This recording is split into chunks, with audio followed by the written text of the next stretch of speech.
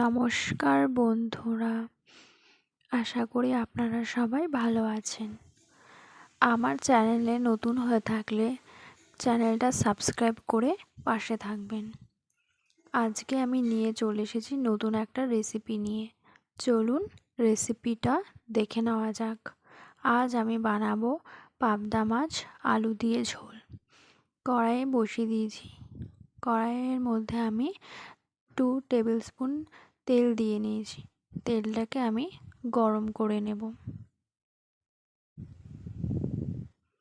তেলটা গরম হয়ে এসছে।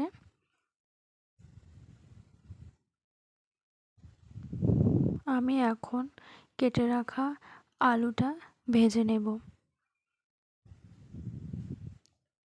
আলুগুলো সব দিয়ে দিলাম।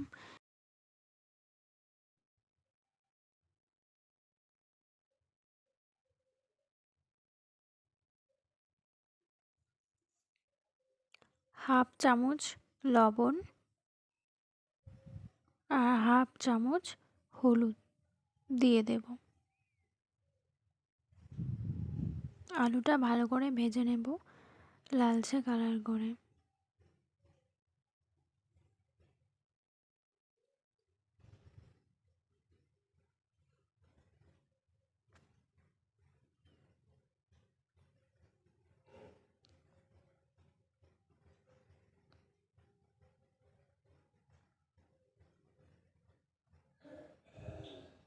আলুটা ভাজা হয়ে গেছে, দেখুন সুন্দর সোনালি কালার চলে এসছে।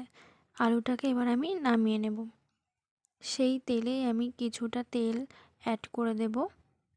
এবার আমি কেটে রাখা মাছগুলো ভালো করে ধুয়ে পরিষ্কার করে নিয়েছিলাম। হাফ চামচ লবণ আর হাফ চামচ হলুদ গুঁড়ো দিয়ে মাছটাকে ভালো করে এখানে আমি 6 পিস মাছ নিয়েছিলাম। আপনারাও আপনাদের মাপ মতো নেবেন। এবার আমি মাছগুলোকে ভেজে নেব। কড়াইটা ভালো করে গরম না হওয়া পর্যন্ত মাছগুলো ভাজবেন না, নয় মাছগুলো ভেঙে যেতে পারে। কড়াইতে আমি মাছগুলো দিয়ে দেবো এক এক করে। মাছ ভাজা হয়ে এসছে। আমি এটা খুব বেশি একটা ভাজিনি, হালকা মতো ভেজেছি। মাছগুলোকে উল্টে দেব। দেখুন মাছগুলো কিন্তু একটাও লেগে যায়নি কড়াইতে।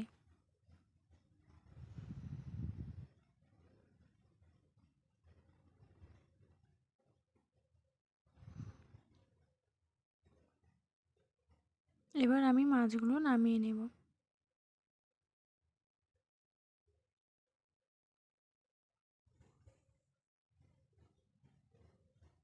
এই রেসিপিটা একদিন বাড়িতে করে দেখবেন, খুব খেতে সুস্বাদু হয়। মাছ ভাজার তেলে কিছুটা তেল দিয়ে আমি সেখানে ফোড়নে দিয়ে দেবো তেজপাতা আর এক গোটা শুকনো লঙ্কা। হাফ চামচ জিরে দিয়ে দেব। জিরেটা আপনারা একটু পরিমাণ মতো দেবেন, নয় তরকারিতে জিরে জিরে একটা গন্ধ আসে, সেটা একদম ভালো লাগে না। এবার আমি মশলাগুলো দিয়ে রাখবো। এখানে আমি দিয়েছি 1 চামচ লঙ্কা বাটা। ঝালটা আপনারা আপনাদের পরিমাণ মতো দেবেন, যে যেরকম ঝাল খেতে পছন্দ করেন। আর হাফ চামচ আদা বাটা আর হাফ চামচ জিরে বাটা। মশলাটাকে এবার ভালো করে ভাজা ভাজা করে নেব।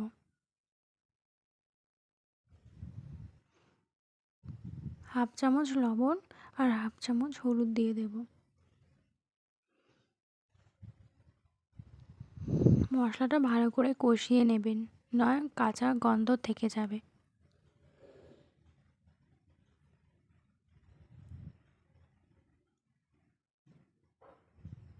আপনারা বাড়িতে রেসিপিটা ট্রাই করে দেখুন, খুব ভালো লাগবে খেতে।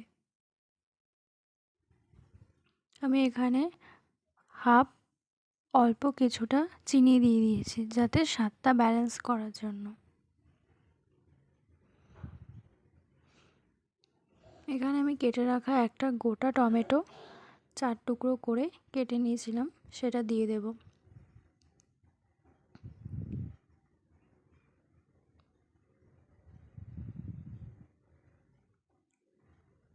টমেটোটা নরম হয়ে এসছে, এবার আমি মাঝখানটা একটু ভেঙে দেব যাতে ভালোভাবে গলে যায়। দেখুন, ভেজে রাখা আলুটা আমি মশলার মধ্যে দিয়ে দেব। এবার আলুটা ভালো করে কষিয়ে নেব মশলার সাথে।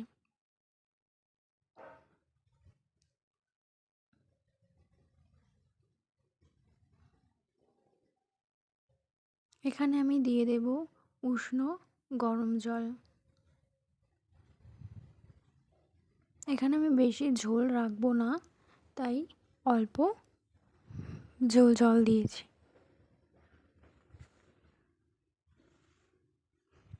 এই তরকারিটা হবে হালকা ঝোল ঝোল। ঝোলটা ফুটে এসেছে, এবার আমি এক এক করে মাছগুলো দিয়ে দেব।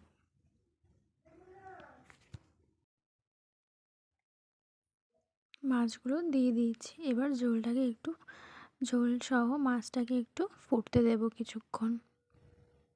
2 মিনিট মতো রেখে দেব ঢাকা চাপা দিয়ে। তো আমার হয়ে এসেছে।